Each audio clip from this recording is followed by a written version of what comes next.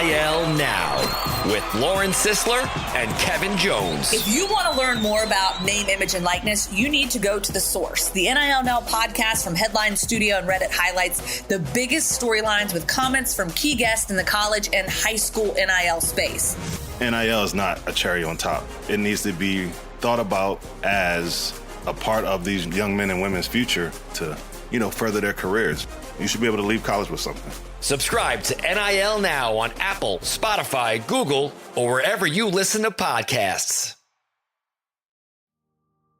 Every year, thousands of human remains are found in the United States. And in one of every 4 instances, authorities can't identify the body. That's starting to change. I'm Dave Killen, co-host of The Unidentifieds, a new limited series podcast from the Oregonian and Oregon Live. We go deep into several cold cases and explain the science that's helping experts give these long-forgotten people their names back. Look for The Unidentifieds after you've finished listening to this podcast. Subscribe to The Unidentifieds on Apple, Spotify, Google, or wherever you listen to podcasts.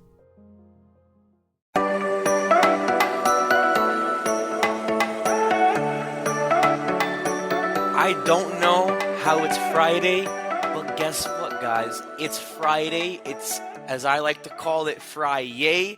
Couldn't be more excited. Who doesn't love the weekend? I love the weekend. It is super nice outside, at least if you're in the Midwestern area, like where Cincinnati's at in the Tri-State. I just can't get enough of it. I was actually just outside before this podcast, so maybe that's why I'm so amped up. So I guess good timing, right? Welcome into another off-season edition of the Strictly Stripes podcast. Muhammad Ahmad and Andrew Gillis kicking it with you to kick off this weekend as Mike Nislik gets his weekend started a little bit early.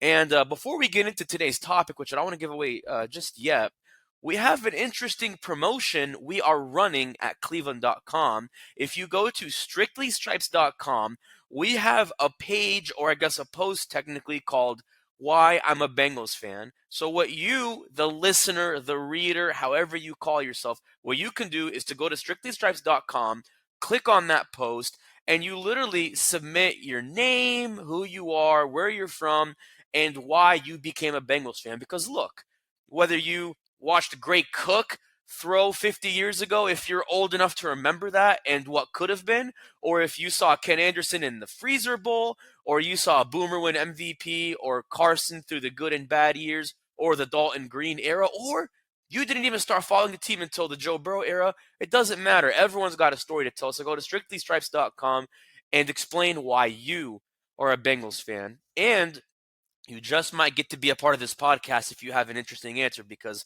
we love to learn about people's backgrounds. So make sure you do that. So we talked a lot about Joe Burrow yesterday. At least I did, with Dr. Lauren Steed, who was generous enough to give me her time to talk about what makes Joe Burrow such an effective leader. If you missed that podcast, make sure you listen to that. It's on Spotify, Apple, wherever you get your podcasts. And I should also add that there's a special story coming out Monday about why Joe Burrow is such an effective leader. So Andrew, after that long introduction, I want to kind of jump into what we want to talk about today is, me, you, and Mike have talked so much about what makes Burrow better or not as good as Patrick Mahomes and vice versa. And we've mentioned his name a lot, but I don't think we've mentioned that as much as we could have, and that's Bills quarterback Josh Allen, who, is still sort of the top 3, in terms of the best quarterbacks in the AFC with Burrow and Mahomes. Could say the NFL even, unless, you want to include Jalen Hurts in there.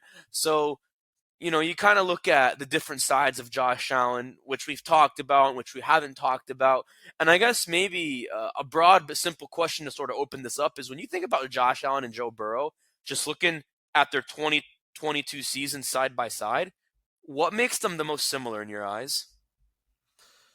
Well, the most similar is they're both just really good. You compare some of the numbers. Josh Allen threw for 4,200 yards, 35 touchdowns, 14 picks. Joe Burrow threw for 4,400 yards, 35 touchdowns, and 12 picks. They're pretty similar numbers. Yards per attempt for Burrow, 7.4. Yards per attempt for Allen, 7.6. Adjusted yards gained per pass attempt, 7.7 for Allen, 7.6 for Burrow. I think that they're pretty similar. just in kind of the way that the job gets done. I don't think necessarily, and we'll obviously get into their differences here, but I don't think that they're fairly similar quarterbacks in, kind of how they go about the position. I just think that they're both similar in the way that they're really good. And, there's more than one way to skin a cat. And, when you look at, some different quarterbacks around the league, you look at a guy like a Lamar Jackson, and then you compare a guy like Joe Burrow, and then you compare a guy like Justin Herbert and, Josh Allen.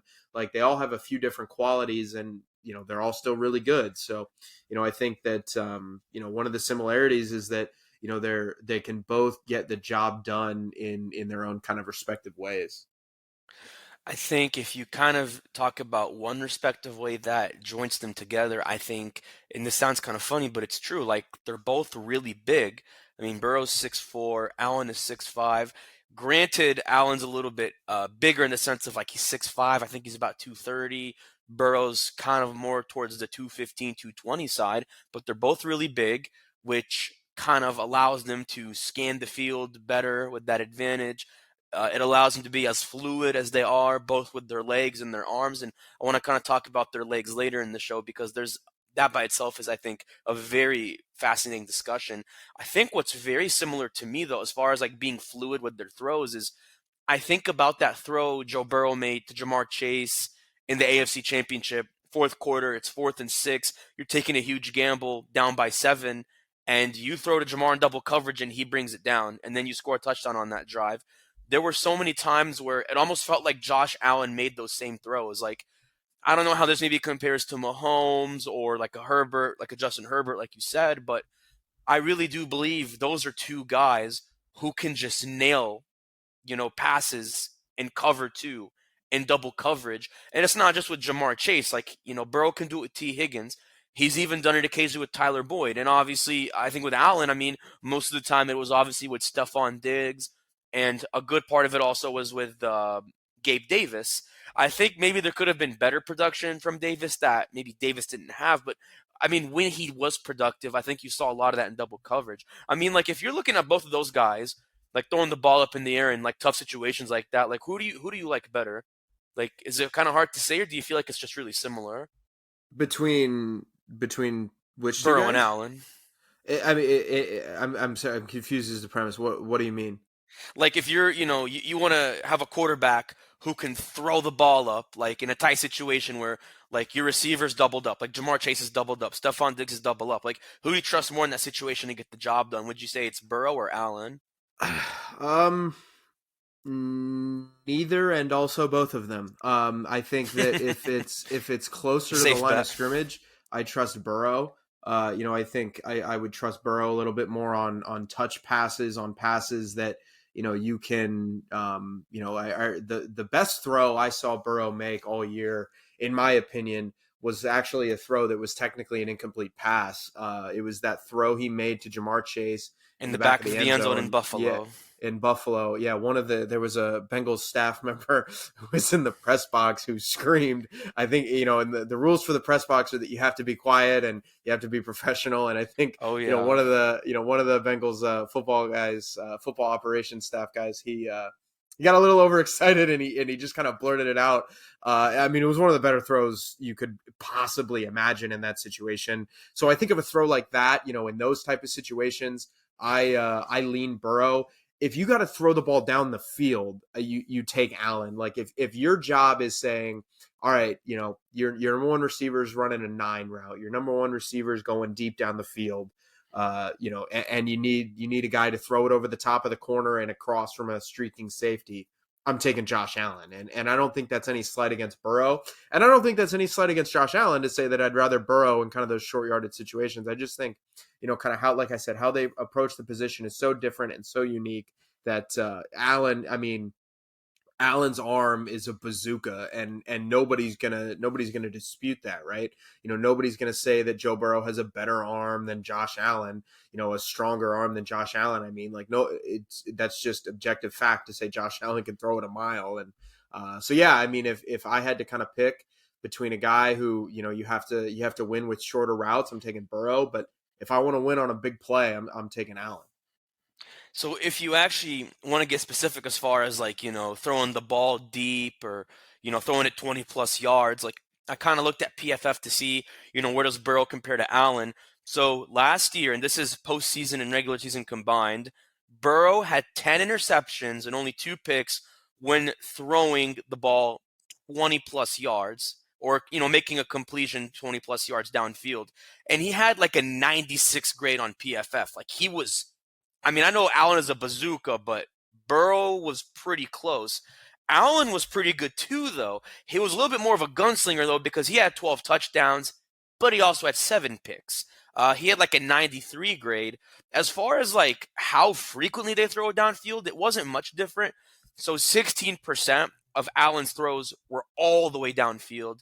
With Burrow, it was about 9-10%. So, Well, what do you mean? What do you there's a mean lot of all the way downfield? Like what? Like I'm sorry, like 20 plus yards, I should say, 20 like 20 plus okay. yards or all the way downfield. I meant to add the adjective there. So I guess if you're in a situation where you are throwing it downfield or you're throwing it pretty far, like they're pretty spot on. Like the numbers don't lie, the film doesn't lie. And I guess maybe the reason why I feel like that's a fair question to ask is because, you're looking at two of the best receivers in the game. You got Stephon Diggs and Jamar Chase, who whether one is better than the other, that's a whole nother podcast we could have. But they're both good enough where I think it allows you to make the case of like, okay, so can you say Allen is better than Burrow throwing 20 plus yards downfield? And I think I like your answer because like I think it's not just a safe bet. I mean, it makes sense. Like their numbers, like I said, are very similar.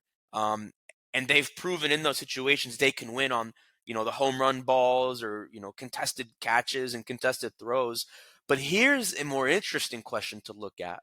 When it comes to the play action, rolling left, rolling right, doing whatever in play action, statistically, I think Josh Allen is the better quarterback. Like his PFF grades are better in play action. He had almost twice as many passing yards and more than twice as many touchdowns as Burrow had in play action. But would you say that's more just based on like the Bills' play calling, or do you think Allen just naturally thrives when he's rolling left and he's rolling right and he's just trying to keep the play alive? Like, how do you kind of sort of look at that? Well, I mean, Josh Allen's a really good scrambler. I mean, just kind of when you compare their body type, like Josh Allen's like 6'5", 240 pounds, something like that, give or take. Joe Burrow is a little bit shorter. He's like 20 pounds lighter. Josh Allen, he's a different type of runner because he's so big that, it's like a freight train coming through. It's just when he gets ahead of speed. And when you have that, it causes problems on defense because you don't really know how to react. Because it's one thing if a guy's that big and he just never runs, but Josh Allen is not afraid to run. So, when Allen's rolling out left and right, I think it's when you pair that with the fact that he's a threat to run at that size with the arm that he has. I mean, rolling out left to right. I mean, for him. I mean, I've seen him roll out to his left, throw it across his body 50, 60 yards down the field. I mean, he'll do things with the football that not many people on this earth can do. Well, I think, you kind of mentioned freight train. I like the adjective that Lou Anarumo uses. I think he used this before the Monday night game last year, and that was he runs like a gazelle. And it's almost like, I'm serious, like once he takes off, you can't tell if it's like a quarterback like his size running or if at that point you're tackling a tight end. Like if you're Logan Wilson, you're Jermaine Pratt, or at that point, depending on how far downfield he is, if you're like, I guess in this case now it would be like a Jordan Battle or a Nick Scott and a Dax Hill, like you're tackling a tight end at that point. You're not tackling just any other scrambler, any other, guy who can move. You're tackling a gazelle. Like if you see a gazelle running in the wild, like you better run after that thing because that's what you're doing when you see Josh Allen running on the field. But I think another interesting thing I was kind of thinking about as far as like this goes hand in hand with the play action aspect I mentioned. So obviously Allen had double the stats Burrow had in play action, and grades wise, even if he ran more play action plays, grades wise, he still did better than Burrow. Not by a long shot, but by a far enough distance to say, okay, he's the better play action guy. But does that tell you that he's a better quarterback under pressure? Or do you think that even if Burrow's not running those play action sets like the Bills ran last year, do you still think you can make an argument that like Burrow and Allen are pretty parallel when it comes to how they avoid pressure? Or where do you sort of lean when it comes to that discussion? Well, in terms of avoiding pressure, you're saying, like with Yeah. those two? hmm Yeah, I think that they. I mean, again, I think that they both do it effectively, just in different ways. I think, Allen, kind of has the, Allen's not afraid to get out of the pocket and kind of move around and, and run for extra yards, and that's obviously a threat that defenses have to be aware of. And Burrow, I mean, we've seen a couple of plays throughout the year. I think there was a couple of plays against the Steelers game, week one. I mean, where he can run around. He'll do different things. He's elusive in a way that Allen is not.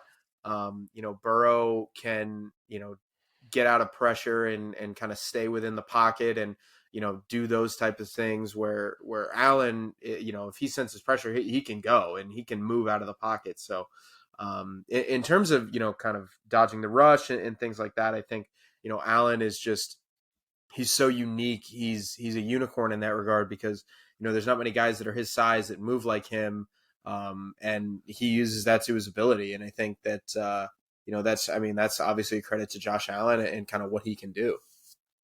How much of a credit do you think goes to his offensive line, and how much of a discredit do you think goes to Joe Burrow's offensive line last year when the pressure was getting to him? I don't know. I think that's just a hard question to answer because some offensive lines are they're unique in the way that not all offensive lines are or excuse me, not all sacks are on the offensive line and Right. some are on the quarter. So it's just, I don't know. I think that's kind of hard to say without having like a full film discussion.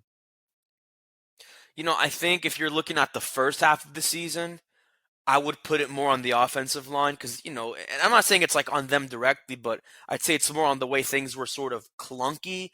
We talked about how they didn't have a preseason together, and Burrow wasn't a part of that either because of his appendectomy. So I think it's not on them. It's just how they weren't clicking.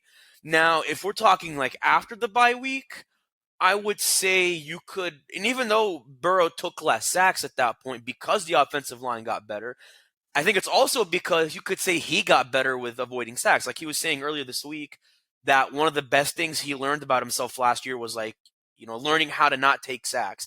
Of course, the year they made the Super Bowl, not all of them were on him. Most of them were on the offensive linemen that aren't even on the team anymore because of how bad they were. But now he could say, well, at the same time, I probably took some sacks I shouldn't have. I think you saw a lot of that in the first half last year. He really adjusted to that in the second half of the season.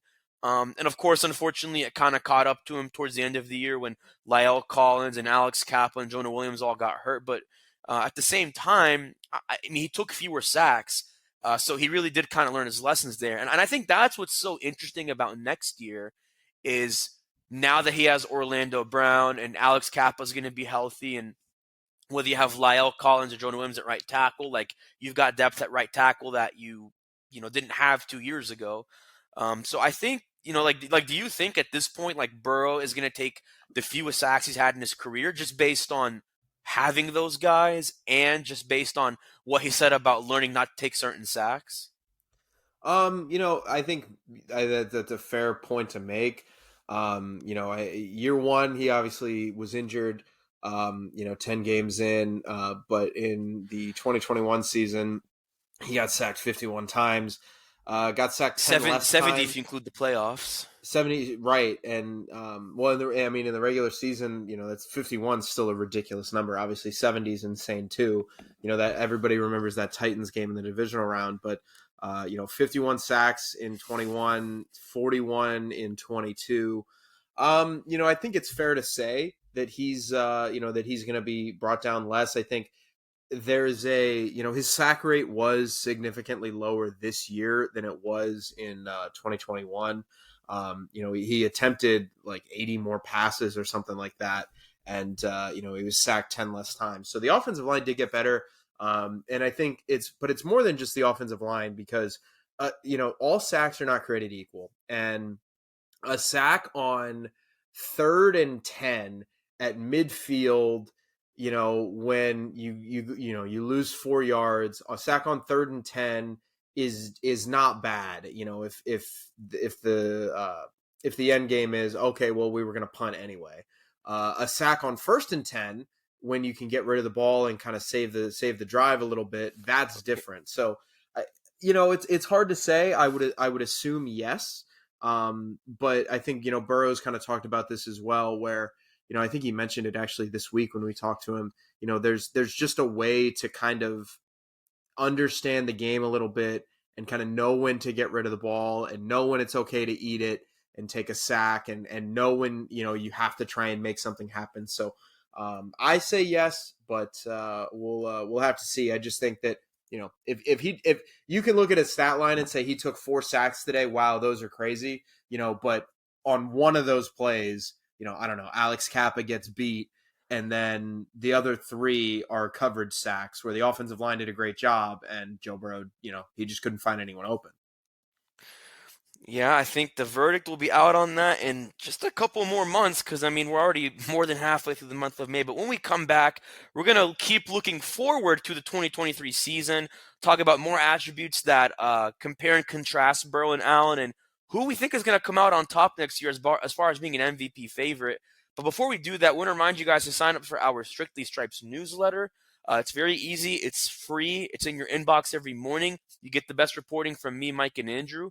Make sure you go to cleveland.com/newsletters, and when you sign up, click on the Strictly Stripes newsletter. Again, it's free, and it's in your inbox every morning. Don't go away. We'll be right back on the Strictly Stripes podcast. And I should also add, I almost forgot. We are going to have a special interview with Bengals rookie receiver Charlie Jones. I almost forgot to mention that, Andrew. Shame on me. We're going to have that conversation with Charlie Jones when we return right here on the Strictly Stripes podcast. Hey guys, if you love college football, we think you'll like the College Football Survivor Show. I'm Doug Lesmerises, and my co-host Shahan Jeharaja and I, each week we talk about the best programs, best coaches, best players in the sport. It's all football, no off-field stuff, no legislation. It's about the teams that are going to matter most in the playoff race. Will Georgia three-peat? Always on the lookout for angry Bama. The Big Ten, Ohio State and Michigan battling at the top and Penn State on the rise. The Pac-12 matters again, not just USC, but Oregon and Washington as well. The playoff is expanding. Expand your podcast listening. Try the College Football Survivor Show wherever you find podcasts. And welcome back into another edition of the Strictly Stripes podcast. I'm joined by Bengals rookie wide receiver Charlie Jones, who was drafted just a few weeks ago in the 4th round. Charlie, welcome to Cincinnati. I guess you've already been here for a couple days now. Chuck? Oh, so they call you Chuck now. Chuck Jones. So Chuck, you've been in Cincinnati for a few days now. You practice with Joe Burrow. You're practicing with your fellow teammates, obviously. The camaraderie's there. How do you kind of describe the way things have been so far? Yeah, it's been awesome coming in. I got a lot of good vets in the room, a lot of people that I'm going to learn from. So I just been, every day trying to learn more and more each day and then carry it out to the field. So it's a great atmosphere, great culture on this team, and I'm really excited to be here. One thing Joe Burrow said a few minutes ago was that with, the rookie route running that he's seen from you and other guys, there's no broken routes. Everything's looking really smooth. To have, that kind of a first impression from your quarterback, doing as well as you've been doing, what does that mean just, in your first week? Yeah, no, that's awesome. That's obviously the goal. Come out here and you don't want to miss a step. So just know what you're doing out there and do it fast and give a lot of energy and, just at the end of the day, just play football. Have you kind of set any specific goals for yourself, whether it be just, in terms of what you want to do on the field, off the field? How do you kind of set goals coming in as a rookie, playing wide receiver? Yeah, it's really comes down to how you work every day. Just want to learn as much as I possibly can, put myself in good positions and help out the team wherever they need me.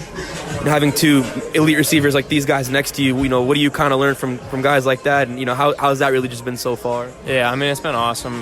You just get to watch them on tape, see how they do things, learn a lot in the meeting room, and just kind of take things that people do really well and try to add them to my toolbox and put my own spin on it and ultimately just help me become a better route runner and all-around receiver.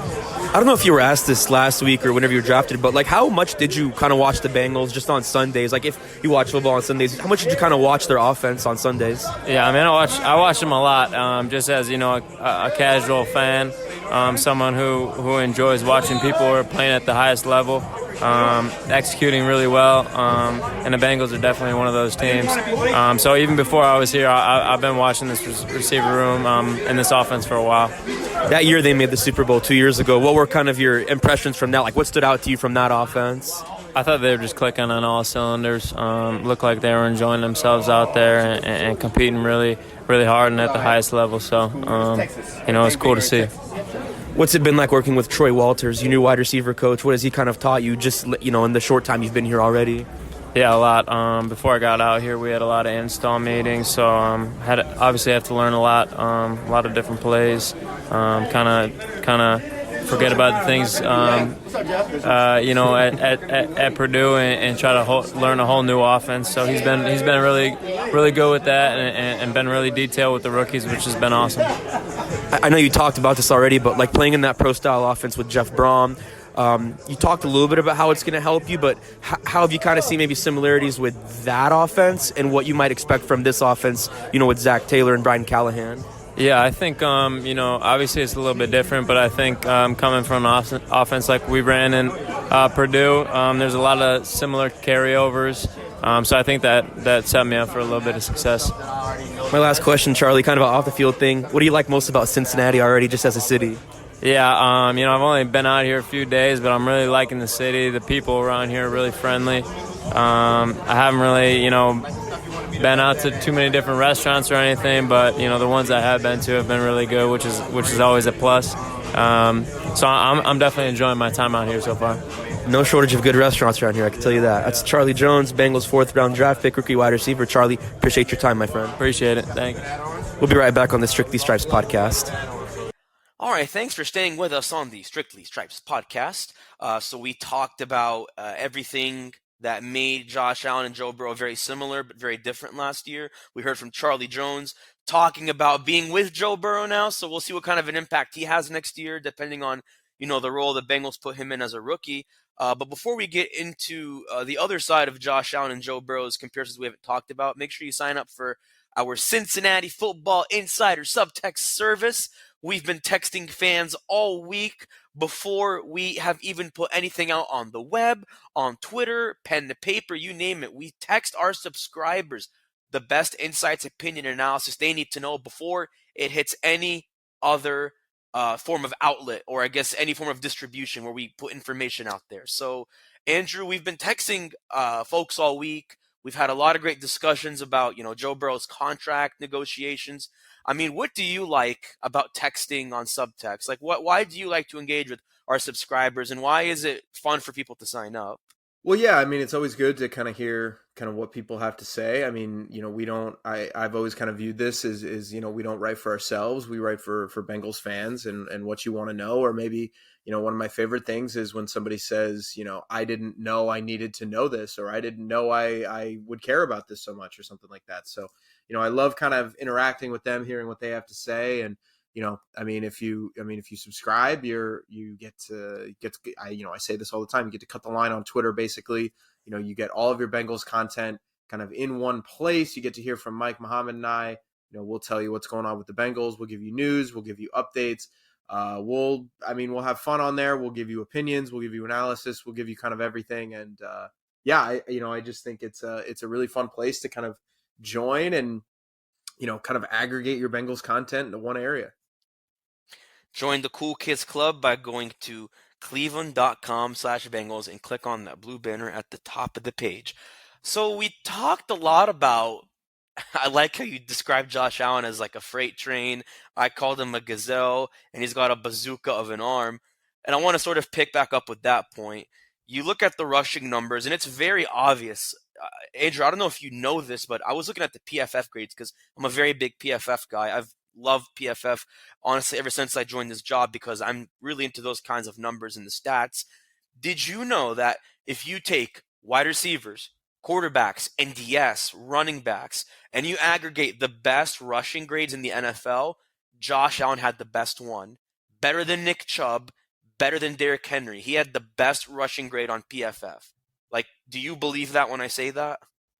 Well, I mean, I believe it's true. I don't necessarily believe that it is. I don't necessarily believe that it's accurate.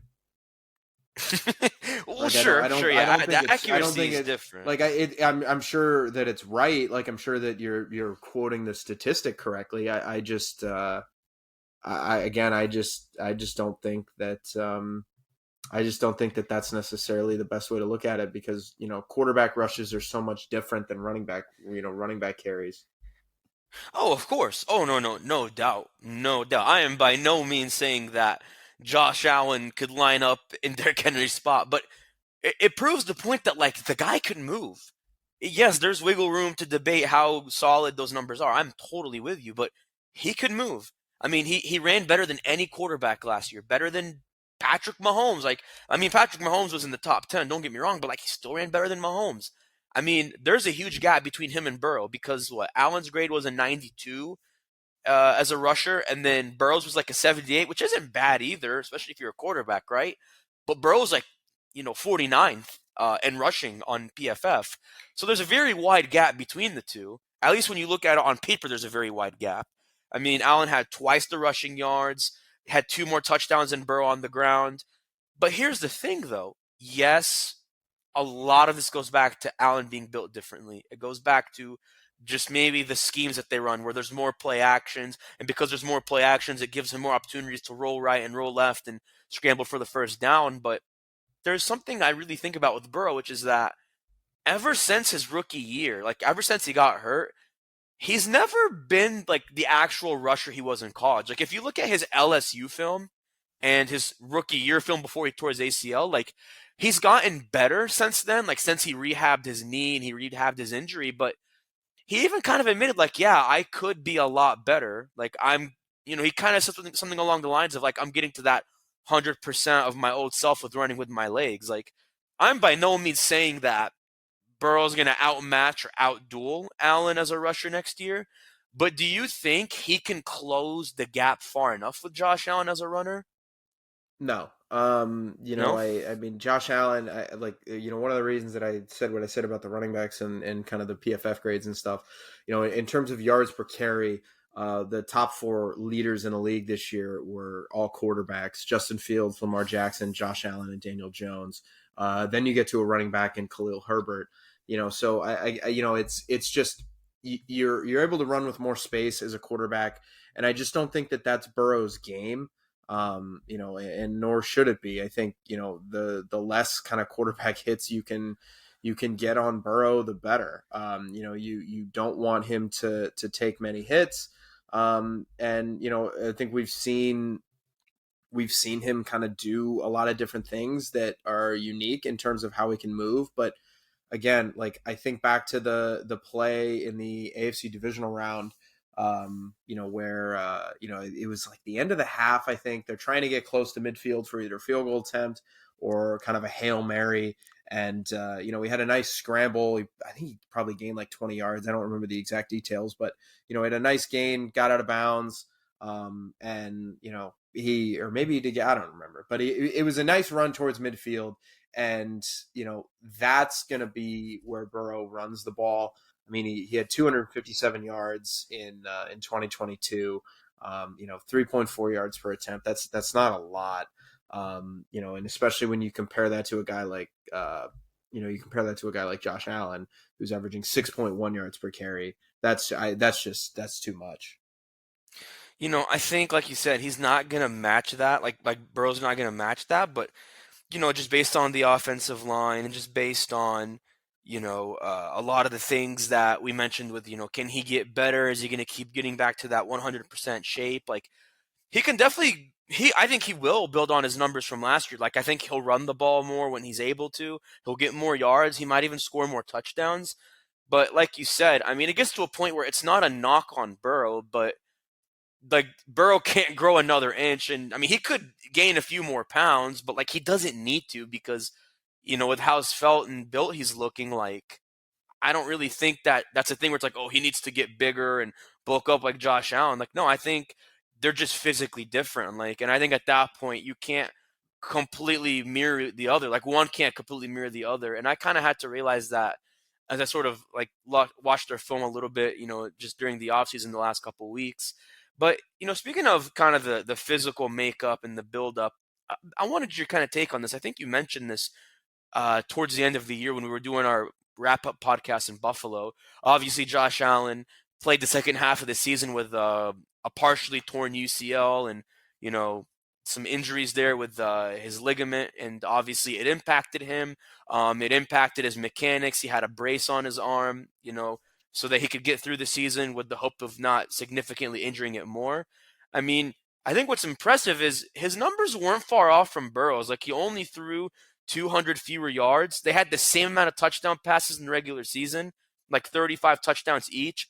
Allen only had 2 more picks.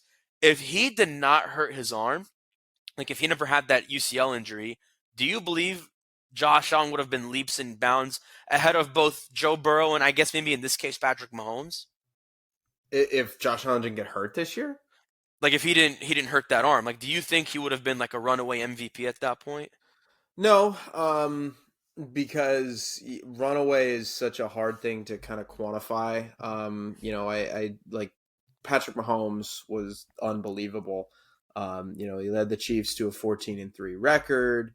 He threw for like 5,300 yards and 41 touchdowns and like 10 picks. Like that, those are numbers that are just objectively way better than, what Josh Allen did and what Joe Burrow did. And, it's, those two guys are great, but Patrick Mahomes is just on another planet.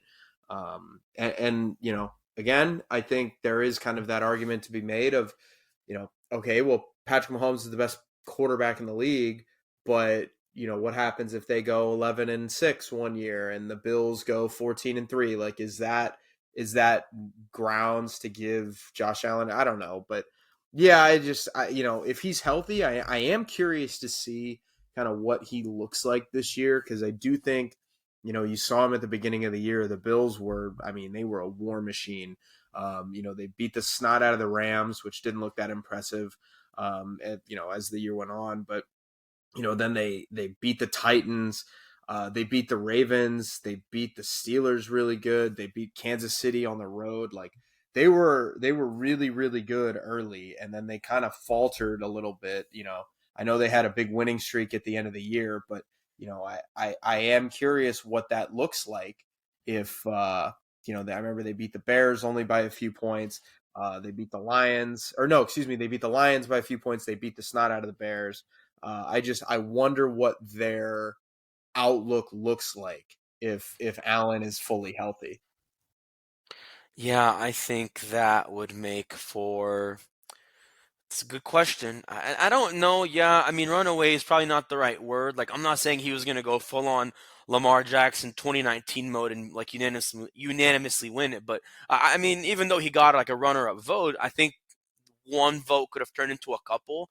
I think Mahomes would have still won it, but I just think Allen would have had a better chance. I honestly think he might have had a better chance than Burrow, because like it doesn't change what Burrow did, but like if that arm is what we saw those first 9 weeks when they had like a 5-1 or 6-1 start or whatever, oh yeah, I mean, we're having a different conversation, in our post-game podcasts like at the end of the year last year, no doubt. I think that's where you kind of have to give him some credit there, without, of course, taking anything away from Joe Burrow. But kind of 2 things I want to wrap up with. Obviously, very similar but different situations for Allen and Burrow with their receiving weapons. Allen loses Isaiah McKenzie, but he keeps his other receivers and Dawson Knox at tight end. It's the opposite for Burrow. He keeps all of his wide receiver targets, but loses a tight end. Hayden Hurst gets Irv Smith Jr. instead. And then, of course, I guess you should mention that the Bills also get Dalton Kincaid, and the Bengals add Charlie Jones for a little bit of depth behind, I would presume, Tyler Boyd. Does it really make a difference for either of those guys as far as like who has the upper hand? I mean, obviously Burrow, you could say, has the best receiving trio in the league. And with Allen, I know McKenzie was their number 3 receiver, so it's not that big of a loss, but they still get Gabe Davis back. They still draft Dalton Kincaid. Like, what do you think as far as like the personnel that those guys are throwing to next year? Well, I mean, obviously, Cincinnati's is way better. I am curious. I'm not saying that there's going to be a drop off. I'm just curious as to what it looks like if if the Bengals have Tyler Boyd leave after the season. They would hope obviously Charlie Jones, who was on this podcast, they would hope that he kind of takes a step forward into that slot role and kind of mitigates that loss. But again, you're going to have to start paying guys. So I'm curious what it's going to look like. But it's still, for 2023, it's objectively way better. The Bills were kind of desperate for that number 2 option. You have Stephon Diggs. He had 150 plus targets this year. Then Gabe Davis, you have Dawson Knox. I mean, those guys are fine. And it sounds like what you want to do with Kincaid is what they're going to, they're going to put him in the slot. They're going to put him as an inline tight end. They're not really that worried about kind of where he stands individually as a positional guy. I think if you kind of read between the lines and frankly read what they're saying outright, they want to use him in a couple different ways. So they're really looking for that third option, and also underneath options too, to try and get him some help. But, for 2023, it's objectively Burrow. And you would be lying if you said it's not a huge benefit to him. Speaking of Isaiah McKenzie, obviously the big buzz around him and just Jamar Chase is, he talked yesterday and said that there were reports that he said that, had they played the Bengals in a dome, under a dome versus, the snowy conditions in Buffalo, that they would have won that game. And then Jamar Chase is clapping back at him on Twitter saying, "Oh, that was my first time in the snow. We won the game," like kind of paraphrasing what he said, which I thought was funny. I mean, I think that's interesting. I don't know. It's kind of like telling on yourself. Like, so you're saying, even though you guys naturally play in the snow, that you can't even win in your own, like, natural environment. And obviously the snow is not fun for anybody, but it's like, this is normal for you guys. Like, I mean, like, how do you kind of unpack that? I thought that was just hilarious when he said that. Yeah, I wrote about this kind of today in our Bengals morning briefing that I do every day. I think one of the things that really stood out to me about that game, it wasn't even kind of the passing attack. I think the Bengals kind of controlled the line of scrimmage on both fronts. They ran the ball, I thought, as well as they did all year long. They pass blocked for Joe Burrow really well. They made Josh Allen's life more difficult. They got after him. They forced some throws. They brought him down a couple of times. I don't know. I just think that, Isaiah McKenzie wasn't wrong to say that, the Bengals might have been built for the snow a little bit better because Josh Allen, I wrote about this today. I think he had 9 passes of 20 yards or more in that game, and Joe Burrow had 4. Josh Allen is just the type of quarterback that likes to air it out, like we talked about on the pod earlier. But, when you have a guy who likes to go deep and do those things in inclement weather, that's always going to be more difficult as opposed to when you have a guy like Joe Burrow who can, kind of dink and dunk underneath and kind of make some throws happen in the short to intermediate range. So I think, McKenzie's not wrong, but, the important context of to get the whole picture of that is the Bengals were the way better team in that game just because I thought they executed way better and, they controlled the line of scrimmage and both teams have to kind of fight through that. And the Bengals offensive and defensive lines really, in my opinion, won them that game. And we talked about this too. Like, I'll give Isaiah this. That team was just emotionally exhausted. Having dealt with, Damar Hamlin's near-death experience just a few weeks earlier, that was taxing, and I can only imagine what that did to them. Like, I think it was Roger Saffold that kind of said, yeah, like, we were just tired. They were tired. Josh Allen's arm wasn't 100%. Like, and yeah, you could say the weather didn't help, obviously, although I think they're obviously used to it. Like, it didn't help with all of that in mind, I think. And that's a fair point to make. But like you said, the Bengals were just a better team. Like, you just look at the scoreboard. They won by, 2+ touchdowns, 17-point win. So, at least he was being honest. Like, okay, we weren't the better team, but we could have maybe done X, Y, or Z better. So I don't know. I think it was funny. And then, I just love seeing players clap back at each other on Twitter. I almost live on Twitter, so like this is natural for me. But To put a bow on all of this, Andrew, I know the season is way too early to predict right now what I'm about to ask, but you look at the BetMGM NFL odds, Burrow is actually tied with Mahomes as the favorite to win it at plus 650. And I should say all the other odds makers like DraftKings have Mahomes as the favorite ahead of Burrow.